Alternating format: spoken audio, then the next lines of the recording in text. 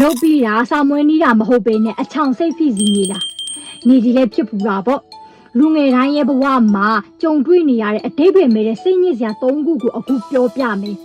တင်လဲပါမလားဆိုတာကိုစစ်ကြည့်သွားလိုက်အောင်နော်တငယ်ချင်းတွေရဲ့ social media ကအောင်မြင်မှုတွေကိုကြည့်ပြီးကိုနှိုင်းရှင်နေမိတာသူတို့ကနိုင်ငံခြားရောက်နေပြီးပတ်စံတွေအများကြီးရှာနိုင်နေပြီးစသဖြင့်မြင်ပြီးကိုတန်မိုးမထားတော့တာ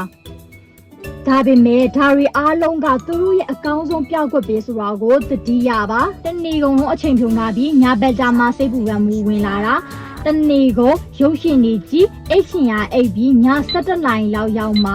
ငါဒီနေ့တနေ့ကုန်ဘာမှမလုပ်ရသေးဘူးဆိုတဲ့စိတ်နဲ့စိုးရိမ်စိတ်တက်လာပြီးညဘက်အိတ်မရတော့တာအဲ့ဒါကိုညဘက်မှာစိတ်ပူပန်တာလို့ခေါ်တယ်လူတိုင်းကိုကြည်နက်အောင်လိုက်လို့ခြင်းလဲစိတ်ဖိစီးမှုမိဘစိတ်တိုင်းကြတငယ်ချင်းစိတ်တိုင်းကြအပေါင်းအသင်းစိတ်တိုင်းကြလိုက်လုံးနေရင်ကနေပြီးတော့ကိုတကယ်ကြိုက်နေတာကိုမေ့သွားတတ်တာတင်းရဲ့စိတ်ကြည်နက်မှုကအဓိကဖြစ်တဲ့နေမဟုတ်ဘူးလားကဲအခုပြောသွားတဲ့စိတ်ဖိစီးမှုတွေကိုဆုံးလို့လိုက်တော့နော်ကိုရဲ့ဘဝကိုပို့ပြီးဂရုစိုက်ဖို့အတွက်ဒီဗီဒီယိုလေးကိုစိတ်လုပ်ပြီးတော့အမြဲတမ်းတတိပေးနေပါဘယ်အချက်တွေကတင်တဲ့တူနေလဲဆိုတာကိုမက်မှာမှတ်သွားပေးအောင်နော်